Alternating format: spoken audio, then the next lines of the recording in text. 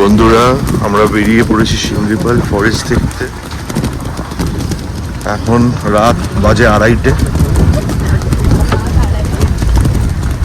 আমাদের জন্য special permission করে আমরা এখন বেরোচ্ছি।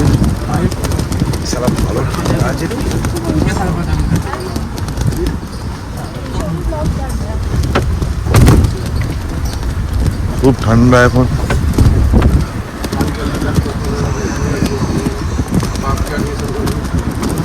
আমরা জ্যাকেট পরেই আমাদের এত ঠান্ডা লাগছে। এবার বাঘ যে কি করবে সেটা আমরা এখনো বুঝতে পারছি না।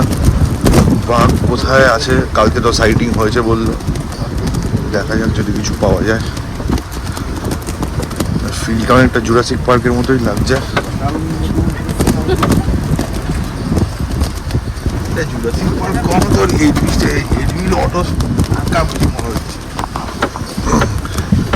এই আর 2-3 মিনিটের মধ্যে ভোর হয়ে যাবে। এই তো আড়াইতে পারছি। ও বাবা, এটা ব্লগ করছি তোর।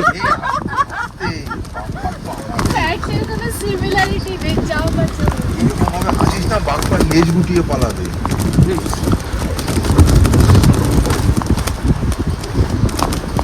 আমরা এখন যাচ্ছি লুলুংয়ের দিকে। ওখানে অরণ্য নিবাসে আমরা ব্রেকফাস্ট করে তারপরে আবার বাঘ দেখতে বেরোবো।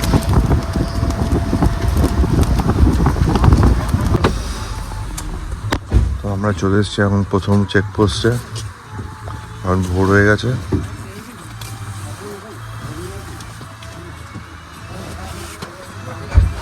এখানে সব চেক করছে যে বাঘ আমাদেরকে খেতে পারবে কিনা, আমরা এলিজিবল কিনা।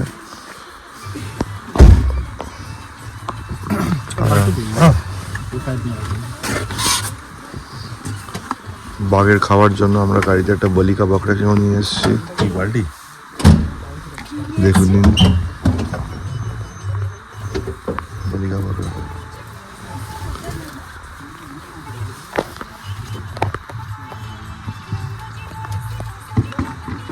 সব লোকরা সেলফি টেলফি তুলছে, এখন থেকে তুলে নিচ্ছে সেলফি। বল এটা যে আর আমি ভাট বয়ে যাচ্ছি। সকাল সকাল একটু ভাট বকছি কারণ এনার্জি প্রচণ্ড হাই আমার। জয়দেব বসে আছে চুপচাপ করে। ওই পিছনে এখানে গাড়িতে এখন সবাই চুপচাপ হয়ে বসে আছে, বুঝতে পারছে না কি করবে।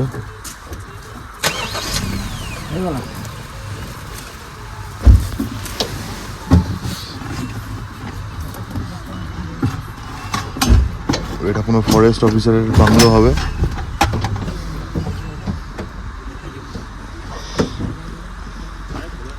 সুন্দর।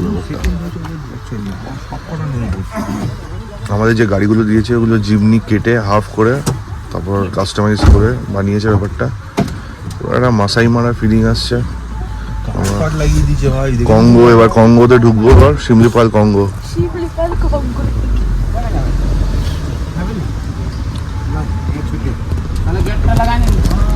গেট লাগিয়ে দিতে বললো যাতে আর কেউ না ঢুকতে পারে। প্রচণ্ড ঠান্ডা। আপনারা যদি এই সময় আসেন তাহলে জ্যাকেট ফ্যাকেট কিছু আনার দরকার নেই।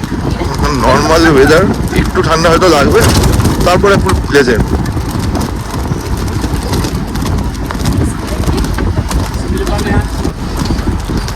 তারপরে গাইড একটা ইনফরমেশন দিল যে কালকেও টাইগার সাইটিং হয়েছে, পরশু দিনও বিকেলবেলা দেখা গেছে।